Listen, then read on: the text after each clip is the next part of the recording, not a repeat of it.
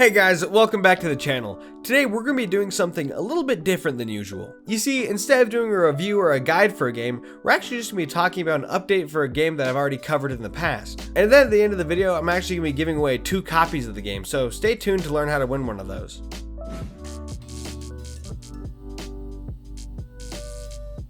Alright, so the game is 0 Hour, and it just had a huge update, as I'm sure many of you are aware, because there have been a ton of videos covering it.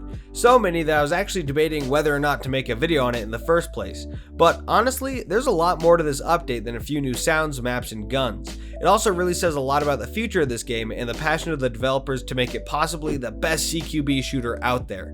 So yes, while I will talk about the changes and my thoughts on them, we also really need to talk about what it means for the future of this game as a whole. Right, so let's start off by going through all the new and awesome changes and additions that this game brought, starting off with the big ones. The most noticeable addition is the 2 new maps.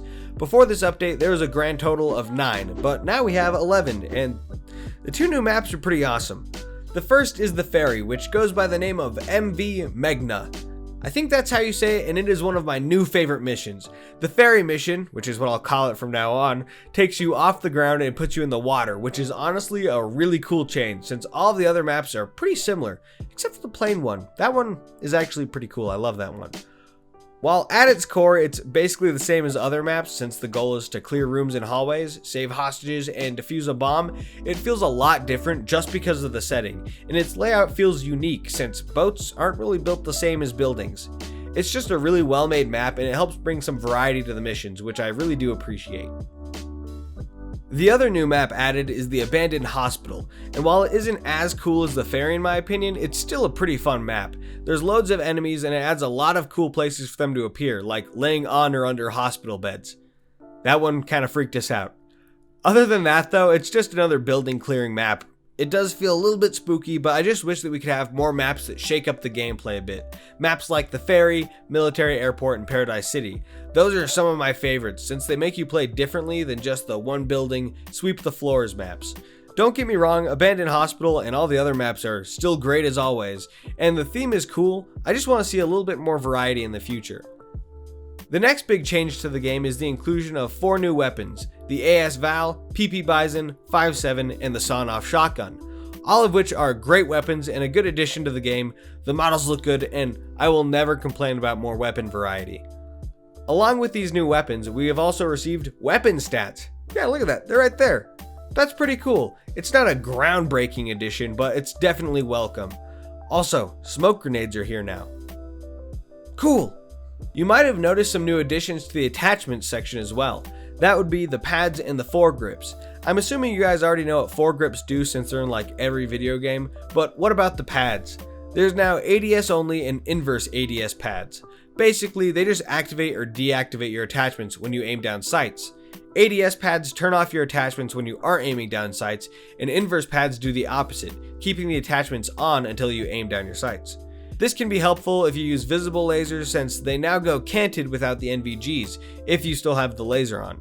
So just slap an inverse pad on and you can have the laser for hip fire but still use your sights for ADS. So yeah, it's pretty helpful. They also added cutscenes to the PvE missions, which is really cool. The game was totally fine without them, but they really do make it feel like a more polished and connected game. There's a little bit of a story there now. I like it.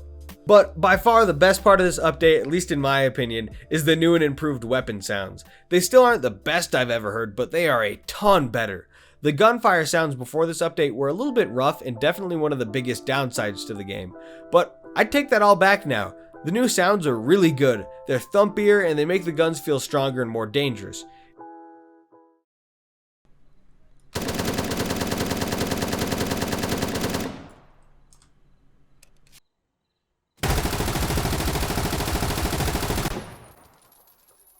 Thank you, 0 Hour dev team. Thank you. Also, if you're a big PvP person, which I have been playing a lot more and loving by the way, you'll be happy to know that there's now skill-based matchmaking. Those are most of the big changes and additions, but there are a few more, so let's get through those real quick before talking about why this update is so much bigger than the game itself. Number 1, the gore effects have been improved. Come on, who doesn't like a bit more blood and graphic violence? Number 2, you can now announce when a teammate is dead. It's cool, I just don't use it often since I'm usually in a Discord with my friends and they'll just tell me when they die, but it is there now. Number 3, there's now a tinnitus effect when guns are firing in small rooms to add to the realism, but you can turn it off in settings if it's annoying you. You can listen to that right now.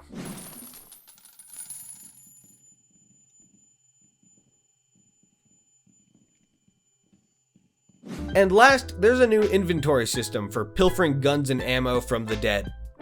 So yeah, there's a lot of new stuff and changes in this update, but there's even more if you look through the whole dev post. These are just the most notable in my opinion. But if you want to see everything, I'll have the full update linked in the description. Go check it out there. Okay, and now we're on to the second part of the video, and that is why this update is more than just an update in my opinion. You see, we live in a world where CQB and tactical FPS games are pretty overlooked since most people play faster paced run and gun shooters. This means that most of the games in the genre are made by much smaller indie game studios rather than the AAA ones. Unfortunately, these indie developers have a really rough time taking their games to the level they want, whether it's due to funding issues, bad communication, or really any slew of problems, since game development is not easy. This is why we in the tactical shooter genre see so many games rise up and then slow or entirely stop development.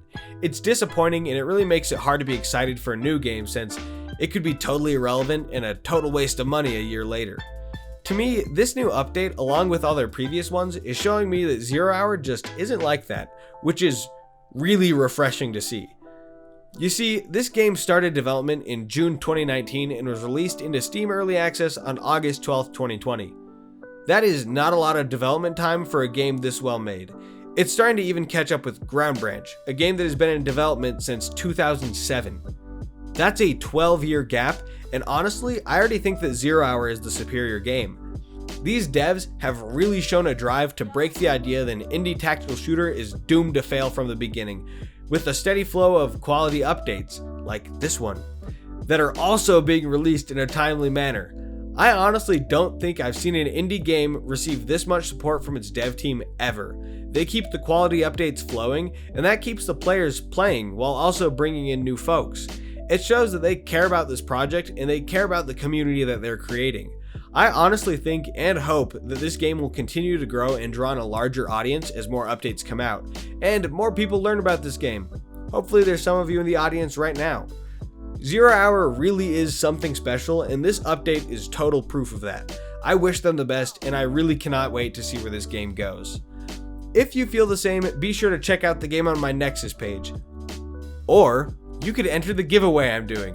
The 0 Hour dev team was awesome enough to send me 2 keys of the game to give out to you all, which also kind of goes to show how much they care about this community. Just saying. Anyways, if you want a chance to win one of these, hop over to my Discord, look in the giveaway channel, and add a reaction to this post. The winners will be announced and DM'd on the 8th of September, so keep your eyes peeled. Anywho, you guys know the drill. If you like this video, feel free to leave a like or subscribe because I really appreciate it and it helps the channel grow. And with that, I'll see ya. Stay safe and have a good one, guys.